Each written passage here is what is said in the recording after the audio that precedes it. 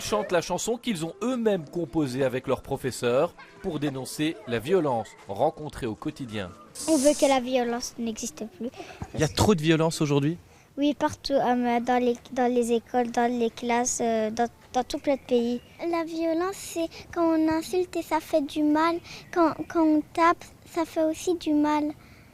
Et quand on dit des mots, ça blesse beaucoup. Dis-moi, toi, tu seras comment quand tu seras grand? Je sais pas, mais j'espère que je serai quelqu'un de bien. L'initiative vient d'enseignants décidés à faire quelque chose pour leur jeunesse et la société de demain. Dans la cour, il y a toujours des situations. Soit déjà ça commence avec la nourriture, il y a quelqu'un a une collation et l'autre veut la collation, donc ils vont essayer de se tirer, ils vont la faire tomber par terre. L'autre va avoir tout de suite une réaction naturel, on va dire, mais basique, c'est-à-dire il va tout de suite frapper la personne parce qu'il a été incompris. Et voilà. Et donc nous ici, on doit essayer de mettre en place des choses pour qu'ils aient une autre réaction par rapport à ces habitudes-là, en fait. Mettre en place des choses dès le plus jeune âge.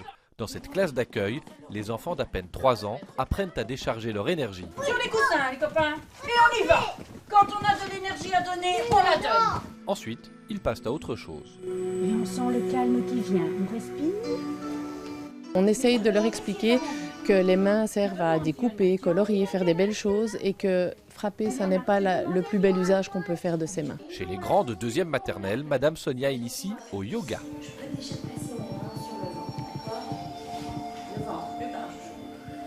Est-ce qu'ils sentent ou pas là? Ils étaient en train de réfléchir, qu'est-ce que je ressens dans mon corps, mais c'est important qu'ils ressentent les choses. La violence, les enfants y sont confrontés via la télévision, Internet et les écrans en général.